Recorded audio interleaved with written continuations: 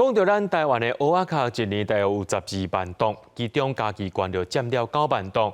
这蚵仔壳蹲做伙，敢若山共款，集中伫咧家己种植甲布地，造成环境也个臭味问题。为着要改善这款的现象呢，这家己关成立咱台湾头一座合法的蚵仔壳暂存场，甲这蚵仔壳回收再利用，创造循环经济。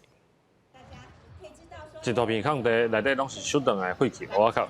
家己县政府甲在地渔业分销合作社合作，成立台湾第一个专门回收废弃蚵仔壳的暂存场，解决过去50年来蚵仔壳产生污染的问题。之前几十年来，拢乌白道，啊，蠓虫真侪啦。啊，即摆说说咧，即摆都比狗也脱掉咧。迄个蚵壳啊，拢伫社区，啊社区都拢蠓虫啥物样拢有嘛。啊，即摆你若甲收来食。都无啊，你社区都无通打，改成社区嘛。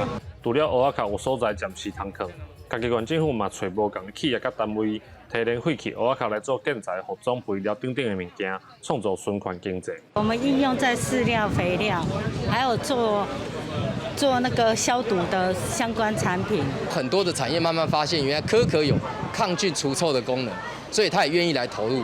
那我们环保局的工作就是呢。透过我们跟台南市环保局或是相关的地方，把这些产业串起来，那这样的话，整条产业链就会完整。